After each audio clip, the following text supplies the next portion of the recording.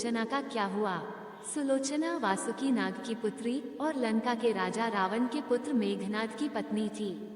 लक्ष्मण के साथ हुए एक भयंकर युद्ध में मेघनाद का वध हुआ। उसके कटे हुए शीश को भगवान श्री राम के शिविर में लाया गया था। अपने पति की मृत्यु का समाचार पाकर सुलोचना ने अपने ससुर रावण से राम के पास जाकर पति का शीश लाने की प्रार्थना की, किंतु रावण इसके लिए तैयार नहीं हुआ।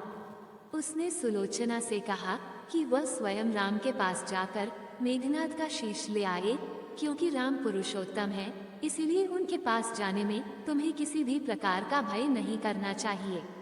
रावण के महापराक्रमी पुत्र मेघनाद का वध करने की प्रतिज्ञा लेकर लक्ष्मण जिस समय युद्ध भूमि में जाने के लिए प्रस्तुत हुए, तब राम उनसे कहते हैं, वीरता और रणकौशल से रावण पुत्र मेघनाद का वध कर दोगे, इसमें मुझे कोई संदेह नहीं है। परंतु एक बात का विशेष ध्यान रखना कि मेघनाद का मस्तक भूमि पर कदापि नहीं गिरना चाहिए, क्योंकि मेघनाद एक नारी व्रत का पालक है और उसकी पत्नी परम पतिव्रता है। ऐसी साध्वी के पति का मस्तक अगर पृथ्वी पर गिर पड़ा तो हमारी समस्त सेना का ध्वंस हो जाएगा और युद्ध में विजय की आशा त्याग देनी पड़ेगी। लक्ष्मण अपनी सेना लेकर चल पड़े। समरभूमि में उन्होंने वैसा ही किया।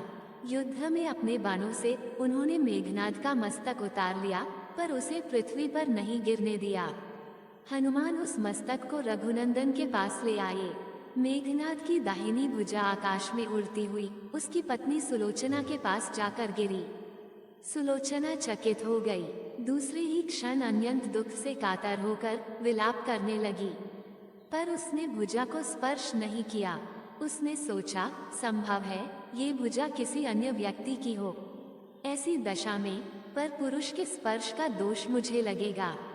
निर्णय करने के लिए उसने भुजा से कहा, यदि तू मेरे स्वामी की भुजा है तो मेरे पतिव्रत की शक्ति से युद्ध का सारा वृतांत लिख दे।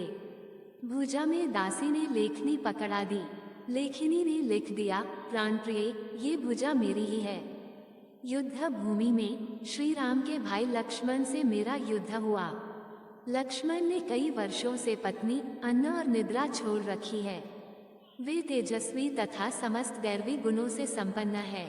संग्राम में उनके साथ मेरी एक नहीं चली। अंत में उन्हीं के बाणों से विद्ध होने से मेरा